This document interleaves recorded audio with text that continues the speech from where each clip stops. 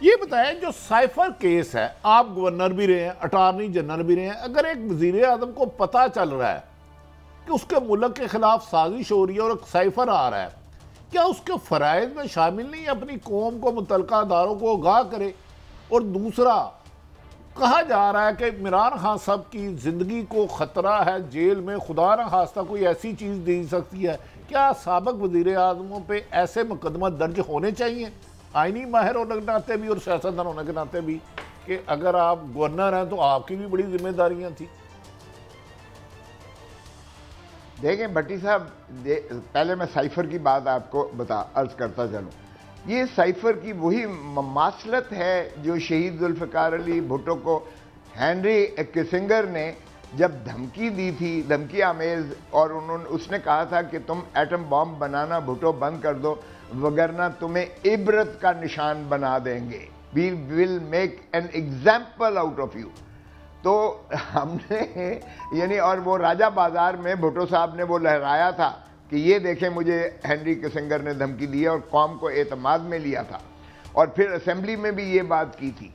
تو لیکن ہم نے ہینری کسنگر کا تو کچھ نہ کیا، چونکہ وہ امریکہ بادشاہ ہے، ہم غلام ہیں، ظاہر ہے. تو ہم نے جو ہے بھٹو صاحب کو اپنا ضیاء الحق اور مولوی مشتاق چیف جسٹس کے ذریعے ہم نے ان کو واقعی عبرت کا نشان بنا کے ان کو ہم نے پھانسی دے کر لحد میں اتار دیا، اور ہم نے بہت زیادہ تابعداری اور غلامی کا جو ہے اپنا پورا ثبوت بھرپور دیا.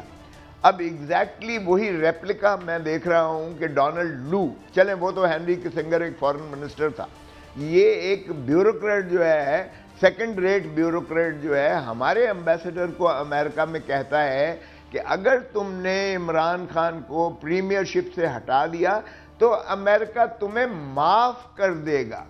ہم غلام ہیں نا بھٹی صاحب، غلام ہیں. اس لیے ڈونلڈ لو کا ہم نے حکم نامے کو عمل کیا، سلام کر کے ہم نے پرائم منسٹر عمران خان کو چلتا کیا. لیکن ہم نے کہا غلامی کی یہی عذاب نہیں ہے. ہم نے ان کو پنجرے میں ڈال کے، یعنی جیل میں ڈال کے، ہم نے وہ تصویریں بھی ڈونلڈ لو کو اور امریکہ کو بھیج دیں کہ جناب ہم اس قدر وفادار ہیں.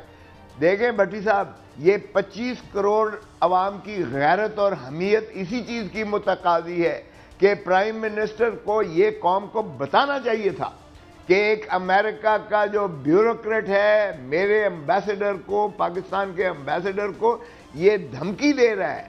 اور دیکھیں یہ صرف عمران خان کا نظریہ نہیں ہے، یہ نیشنل سیکیورٹی کاؤنسل کی میٹنگ ہوتی ہے جس میں اس وقت prime minister Imran Khan, foreign minister, defence minister اور چاروں افواج پاکستان کے سارے سربراہان موجود ہیں، اور وہ کہتے ہیں یہ بلیٹنٹ انٹرفیئرنس ہے into the affairs of Pakistan, یعنی پاکستان کے اندرونی معاملے میں، یہ معاملات میں شدید مداخلت ہے. اور ایک سٹرانگ ڈیماش لکھا جائے، ایک سخت اس کا جو ہے تنبیہ کی جائے اسے ڈونلڈ لو کو. اچھا پھر یہی نہیں ہے، اب چلے نکال دیا. اس کے بعد شہباز شریف صاحب وزیر اعظم آ گئے. محترم شہباز شریف صاحب نے پھر نیشنل سیکیورٹی کاؤنسل کی میٹنگ بلائی.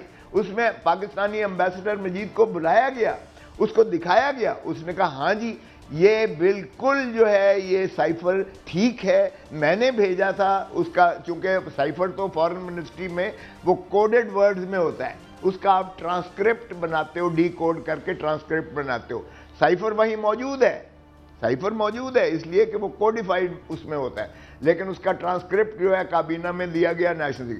پھر نیشنل سیکیورٹی کاؤنسل جس میں سربراہان سارے موجود تھے، خواجہ آصف موجود تھے ڈیفنس منسٹر کے طور پر، پرائم منسٹر شہباز شریف صاحب موجود تھے اور کابینہ، پھر کنفرم کیا گیا انہوں نے کہ واقعی یہ پاکستان کے اندرونی معاملات میں مداخلت ہے.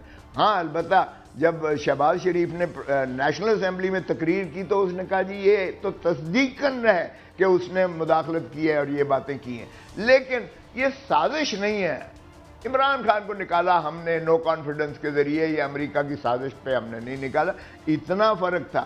یہ تو آپ کا سیاسی بیانیہ بھٹی صاحب ہو سکتا ہے، لیکن حقیقت یہ ہے کہ ہماری غیرت اور حمیت، اور ہم ایک ایٹامک پاور ہیں، چھٹی بڑی فوج ہمارے پاس دنیا کی موجود ہے.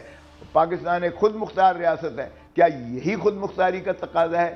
اور پرائم منسٹر کا اوتھ دیکھیں بھٹی صاحب، جو حلف اٹھاتا ہے اس حلف میں کہتا ہے کہ جو بھی معاملات میرے پاس آئیں گے میں یعنی پاکستان کا پرائم منسٹر کو واحد یہ اختیار ہے، باقی سارے آپ حلف دیکھ لیں ان میں نہیں ہے۔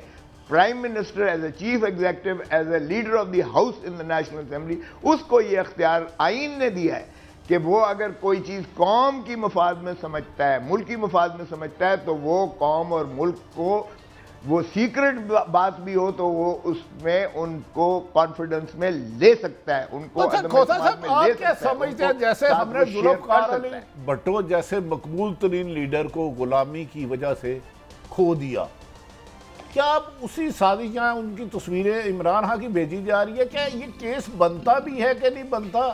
اور مسلم لیگ نون کے لوگ شرط لگا رہے ہیں کہ اس میں عمران خان صاحب کو سزا ہوگی۔ آپ آئینی ماہر کے طور پہ بتائیں کیا سزا ہو سکتی ہے، اور خدا نہ خواستہ ذوالفقار علی بھٹو والی ہسٹری تو نہیں دہرائی جا سکتی؟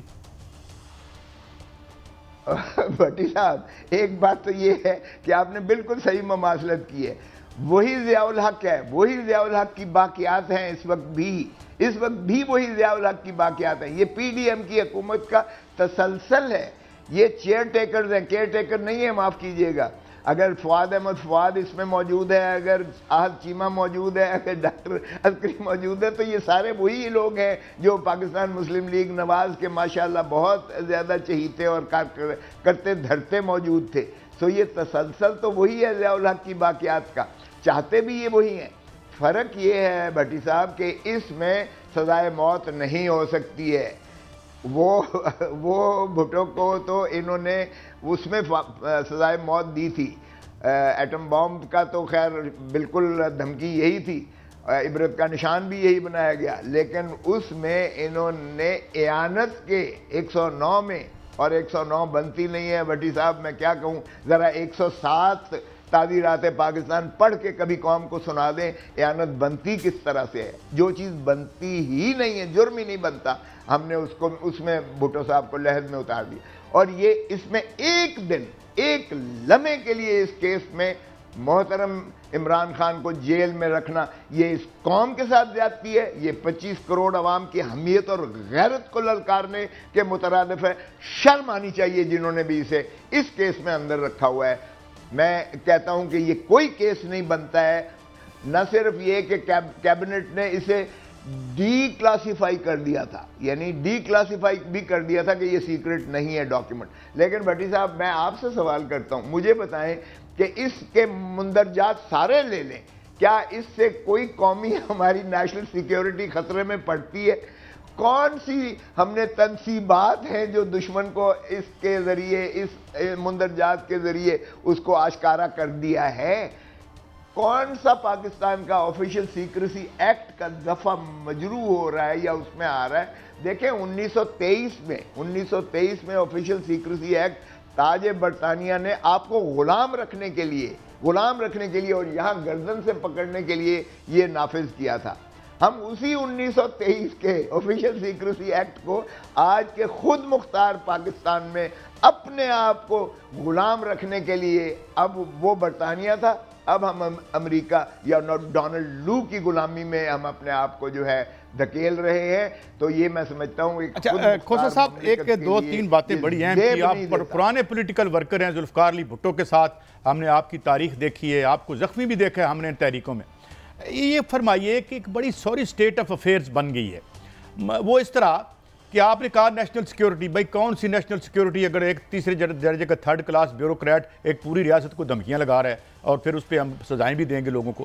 سوال میرا آپ سے یہ ہے کہ ایفیکٹیولی ہمیں کیپچر کر لیا ہے، لنڈن ہمارا اصلی دارالخلافہ بن چکا ہے، فیصلے وہاں ہوتے ہیں، اور یہ ساری کی ساری جو ایلیٹ ہے، اور افسوسناک بات یہ ہے کہ جو پولیٹیکل پارٹیز تھیں 68-69 کی تحریک میں آپ بڑے سرگرم تھے، اس کے بعد سے جس طرح سے یہ چپڑاسی بنے ہیں ہم مغربی استعمار اور سامراج کے، یہ جو ہمارے بڑے بڑے لیڈر ہیں جن کے ووٹ بینک تو کوئی نہیں ہے، نوٹ بینک بڑے ہیں، تو یہ do you think there is any light at the end of the tunnel, ہم اس غلامی سے، اس سب سروینس سے نکل سکیں گے؟